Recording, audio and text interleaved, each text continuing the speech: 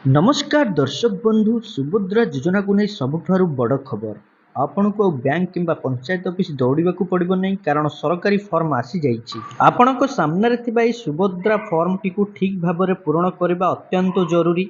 एठारे गोटिए साधारण भूल आपणकर 50,000 टंका अटकई दे पारे। एई वीडियो रे मु केवल फॉर्म पूरण करी देखैबिनी बरং आपणको केउठी आधार लिंक करा जिवो आपणकर आधार सहित केउ बैंक जोड़ा जाइछि पूर्वरु आधार आपणकर सीडिंग होइछि ना नै ताहा मध्ये आपण माने देखि परिबे। हां आज्ञा आपण जदि जणे योग्य महिला हिताधिकारी होइछन्ती सुभद्रा योजना रे आपण माने जोड़ी हेइ परिबे।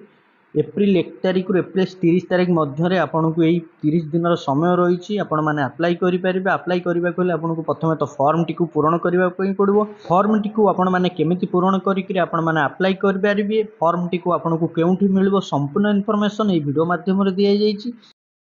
भाग क आवेदनकारी सविशेष विवरण ये रही 1 नंबर संपूर्ण नाम आधार अनुजाई आपणकर नामटी आधार जो नामटी रही से नामटी ये लिखापी पड़ो। सबुठार भल हम इंग्लीश रे लिखिदेवे। ये बॉक्स सब रही से बॉक्स रे गोटे गोटे लेटर रमीति कि आपणकर नाम हूँ सस्मिता। देखूँ मु लिखुची आपण मैंने आपण हिसाब से लिखिए।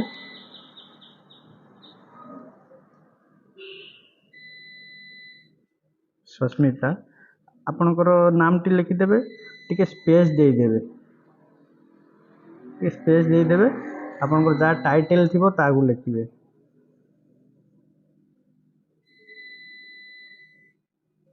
बुझीपारे आपणकर नाम जब बड़ थी ताल तले जो बॉक्स रही आपणकर टाइटल टी लिखिपारे ऊपर नाम टी लिखिपारे तले टाइटल लिखिपारे। तापर आसीजे 2 नंबर रही आधार संख्या।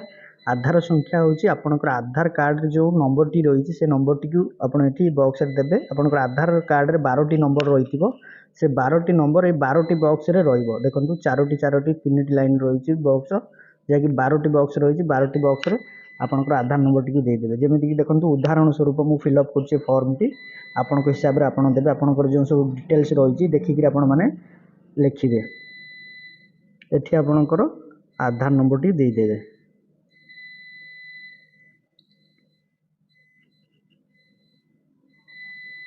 आधार नंबर टी लिखि सारापर आसवे 3 नंबर को। 3 नंबर रही स्वामी किंबा पिता नाम आधार अनुजाई। जदि आपण जड़े विवाहित महिला होती ताल आपणकर आधार कार्ड रे आपणकर स्वामी नाम थी आपणकर स्वामी नाम ये लिखा पड़ो। जदि आपण जड़े अविवाहित महिला ताल आपणकर आधार कार्ड रे आपणकर बापा नाम टी थी बापा नाम टी लिखिए।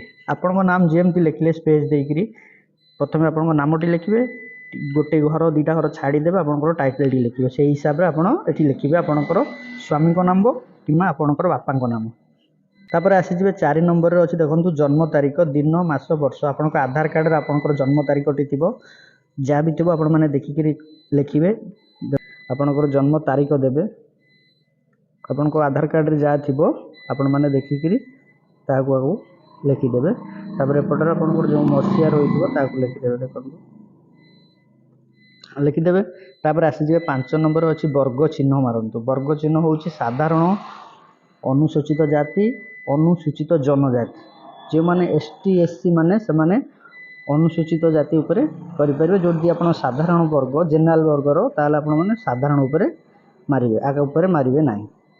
तापर आसीजे 6 नंबर देखो 6 नंबर अच्छी शारीरिक भिन्नक्षम। आपड़ जब कौन से शारीरिक भिन्नक्षम होती हाँ उपर आप मारे जदि नहांती ताले ना उपर मारे। बुझीपारे। तापर आसीजे 7 नंबर। 7 नंबर रही आधार संयुक्त मोबाइल नंबर। आपणक आधार सहित जो मोबाइल नंबर टी जोड़ा जाए आधार सहित जो मोबाइल नंबर टी लिंक हो से नंबर टी आपको दवापाई पड़ो जहाँकि लिखापी पड़ो। देखो 10टी बॉक्स रही 10टी बॉक्स आपको गोटे गोटे लेटर गोटे गोटे बॉक्स लिखिए आपंकर मोबाइल नंबर। यही भाव आपंकर मोबाइल नंबर टी को ये लिखिदेवे। आपंकर मोबाइल नंबर जहाँ भी होती लिखिदेवे। तापर रही 8 नंबर रही विकल्प मोबाइल नंबर। ये थिला आपनकर आधार सहित जो मोबाइल नंबर टी जोड़ा जाए से नंबर टी जदि आपनकर अन्य कौन नंबर रही माने अल्टरनेट नंबर अलग मोबाइल नंबर ताल आप बॉक्स में दे पारे नचेत से नंबर टी को दे पारे। जहाँ भी थी आपनकर मोबाइल नंबर जो अलग कौन मोबाइल नंबर रही दे पारे नचेत से आधार सहित जो मोबाइल नंबर टी जोड़ा थो से नंबर टी देदेवे।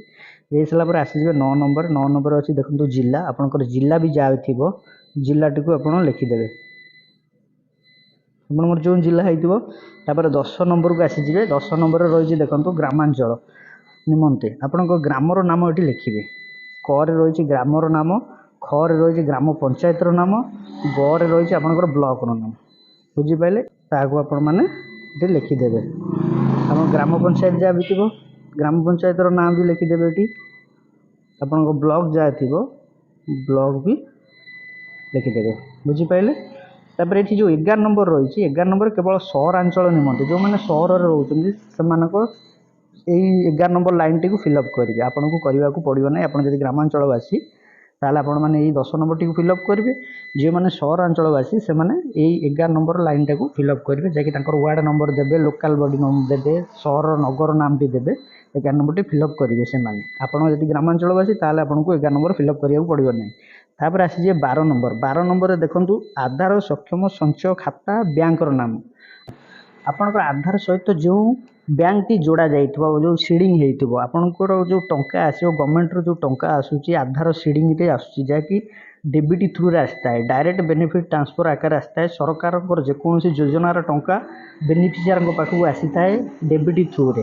ଆପଣଙ୍କର ଆଧାର ସହିତ ଯେଉଁ ବ୍ୟାଙ୍କଟି ଯୋଡ଼ା ଯାଇଥିବ, ମନେକର ଧରାଯାଉ ଆପଣଙ୍କର 5ଟି ବ୍ୟାଙ୍କ ରହିଛି। ଷ୍ଟେଟ୍ ବ୍ୟାଙ୍କ ରହିଛି, କାନାଡ଼ା ବ୍ୟାଙ୍କ ରହିଛି, ପଞ୍ଜାବ ବ୍ୟାଙ୍କ ରହିଛି, ୟୁନିୟନ ବ୍ୟାଙ୍କ ରହିଛି। କିନ୍ତୁ ଆପଣଙ୍କର ଆଧାର ସହିତ ଗୋଟେ ବ୍ୟାଙ୍କ ଲିଙ୍କ ଥିବ, ଯାହାକି ଡିବିଟି ଲିଙ୍କ ଥାଏ।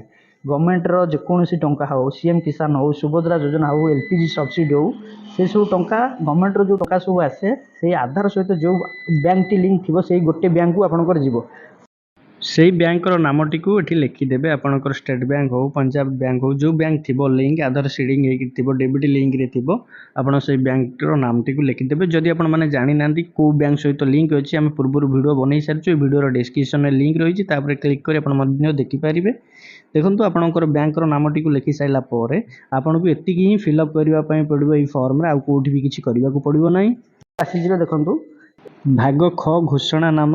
ମୁଁ ଏତଦ୍ଦ୍ୱାରା ଘୋଷଣା କରୁଅଛି ଯେ ପୂର୍ବ ପୃଷ୍ଠାରେ ଉଲ୍ଲେଖିତ ତଥ୍ୟ ମୋର ଜ୍ଞାତ ଅନୁଯାୟୀ ସତ୍ୟ ଅଟେ। ମୁଁ ଜ୍ଞାତ ଯେ ଏଥିରେ କୌଣସି ମିଥ୍ୟା ପ୍ରମାଣିତ ହେଲେ ଏହି ଆବେଦନକୁ ପ୍ରତ୍ୟାଖ୍ୟାନ କରାଯାଇପାରିବ ଏବଂ ଆଇନଗତ କଠୋର କାର୍ଯ୍ୟାନୁଷ୍ଠାନ ଗ୍ରହଣ କରାଯାଇପାରିବ।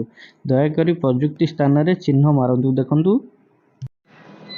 ମୁଁ ଓଡ଼ିଶାର ବାସିନ୍ଦା ଅଟେ। ଏଠି ଆପଣ ଏମିତି ରାଇଟ୍ ଚିହ୍ନ ମାରିଦେବେ। ତାପରେ ଦେଖନ୍ତୁ 1 ଏପ୍ରିଲ 2026 ସୁଦ୍ଧା ମୋର ବୟସ 21 ବର୍ଷ କିମ୍ବା ତାଠୁ ଅଧିକ। ଏଇଟା ପୁରୁଣା ଫର୍ମ ଯେହେତୁ ଆପଣଙ୍କୁ ଦେଖାଇବା ଲାଗି କରିଛି। ଆପଣମାନେ ଯେତେବେଳେ ଆପ୍ଲାଏ କରିବେ ଆପଣଙ୍କୁ ଏଇ ଫର୍ମଟି ମିଳିଯିବ ଆପଣଙ୍କର ଅଙ୍ଗନବାଡ଼ି କେନ୍ଦ୍ରରେ, କିମ୍ବା ଆପଣମାନେ ଆପ୍ଲାଏ କରିବାକୁ ହେଲେ ଆପଣଙ୍କୁ ଜନସେବା କେନ୍ଦ୍ରକୁ ଯିବାକୁ ପଡ଼ିବ। ଜନସେବା କେନ୍ଦ୍ରରେ ମଧ୍ୟ ଏଇ ଫର୍ମଟି ମିଳିପାରିବ। ଫର୍ମଟି ଆପଣଙ୍କୁ ବିଲକୁଲ ମାଗଣାରେ ମିଳିବ। ଫର୍ମଟି କେମିତି ଫିଲ୍ଅପ୍ କରାଯାଏ ଆପଣମାନଙ୍କୁ କେବଳ ଆମେ ଜଣାଇ ଦେଉଛୁ।